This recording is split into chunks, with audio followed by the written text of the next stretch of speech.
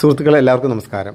നമ്മൾ ഏക്കർ കണക്കിന് ചീരത്തോട്ടങ്ങൾ, ചീരപ്പാടങ്ങൾ കണ്ടെങ്കിൽ അത് ചുമപ്പ് വിരിച്ച പരവതാനി പോലത്തെ തോട്ടങ്ങൾ കണ്ടാലുണ്ടാകും. നമ്മൾ അങ്ങനെ ഒരു നയനമനോഹരമായ കാഴ്ചയിലേക്കാണ് നമ്മൾ പോകുന്നത് കേട്ടോ. ഞങ്ങൾ കഴിഞ്ഞ ദിവസം തിരുവനന്തപുരം ജില്ലയിൽ കല്ലിയൂർ എന്നൊരു ഗ്രാമപഞ്ചായത്തുണ്ട്.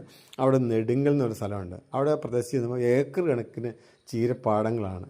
അതായത് ഇന്നും കൃഷി കൊണ്ട് ഉപജീവനമാർഗം സ്വീകരിക്കുന്ന കുറച്ച് മണ്ണിൻ്റെ മണമുള്ള കർഷകരെ പരിചയപ്പെടാൻ സാധിച്ചു.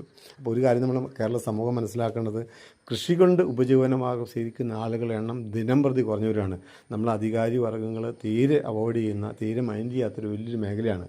അതിന്ന് ഭാവിയിൽ നമുക്ക് വലിയൊരു ഭവിഷ്യത്താവും. അപ്പോൾ ഞാൻ പറഞ്ഞു വന്നത്, കൃഷിയെ പ്രോത്സാഹിപ്പിക്കാനും പ്രചരിപ്പിക്കാനും ഒക്കെ നമ്മൾ ഓരോരുത്തരും ശ്രമിക്കണം. കാരണം നമ്മൾ നല്ല ഭക്ഷണം കഴിക്കണം, നമ്മളെ നാട്ടിൽ തന്നെ നമ്മൾ ഉൽപ്പാദിപ്പിക്കണം അല്ലേ. അതൊക്കെ കുറഞ്ഞു വരുവാണ്. അപ്പോൾ എന്തായാലും ഈ നയനമനോഹരമായ കാഴ്ച കണ്ടപ്പോൾ നിങ്ങളായിട്ടൊന്ന് ഷെയർ ചെയ്തെന്ന് വെച്ചു. നമ്മളവിടെ ഒരു കൃഷി കൊണ്ട് ഇന്നും ജീവിക്കുന്ന കുറച്ച് ആളുകളുണ്ട്. ഒരു ശശി ചേട്ടനും സുധാകരൻ ചേട്ടനും, അവരൊക്കെ 10-50 വർഷമായിട്ട് ഇന്നും കൃഷിത്തോട്ടത്തിലാണ്. രാവിലെ ഇറങ്ങിക്കഴിഞ്ഞാൽ ചീര നടും, പച്ചക്കറി, വെണ്ടയും വഴുതനയൊക്കെ ഉണ്ട്, എല്ലാം നടും. ചീരയാണ് ആ പ്രദേശത്ത് ഏറ്റവും കൂടുതൽ പ്രചാരത്തിലുള്ളത്. അവിടെ ഒരു തിരുവനന്തപുരം ഭാഗത്ത് ഏറ്റവും കൂടുതൽ പ്രചാരത്തിലുള്ള ചീരയാണ് വ്ളാത്താങ്കര എന്ന ചീര. അത് കേരളം മുഴുവൻ പ്രചാരത്തിലാണ്ട്. കളറാണ് ഏറ്റവും ഭംഗി, ഡാർക്ക് ചുവപ്പാണ്. അതോടൊപ്പം തന്നെ നല്ല തൂക്കം ഉണ്ടാകും, ജലാംശമൊക്കെ കൂടുതലാണ്. അതുകൊണ്ട് തന്നെ ഡിമാൻഡ് കൂടുതലാണ്.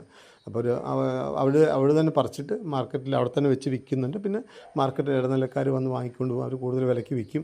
എന്തായാലും ഈ ഒരു മനോഹരമായ കാഴ്ച കണ്ടപ്പോൾ നിങ്ങളായിട്ട് ഷെയർ ചെയ്ത് വെച്ചു. അപ്പോൾ കൃഷി കൊണ്ട് ജീവിക്കുന്ന ഒത്തിരി ആളുകൾ നമ്മുടെ ഇടയിലുണ്ട്, അത് കുറഞ്ഞു വരുവാണെങ്കിൽ പോലും. അപ്പോൾ അവരെയൊക്കെ പ്രോത്സാഹിപ്പിക്കാൻ നമ്മൾ ശ്രമിക്കുക. അതുപോലെ തന്നെ അധികാരി വർഗ്ഗത്തിന് ഒരു ബോധോദയം വരട്ടെ. കൃഷിയില്ലാതെ ജീവിക്കാൻ പറ്റില്ല. അതുകൊണ്ട് കൃഷിയിലേക്ക് എന്തെങ്കിലുമൊക്കെ മാറ്റം വരുത്താൻ അവർക്ക് സാധിക്കട്ടെ.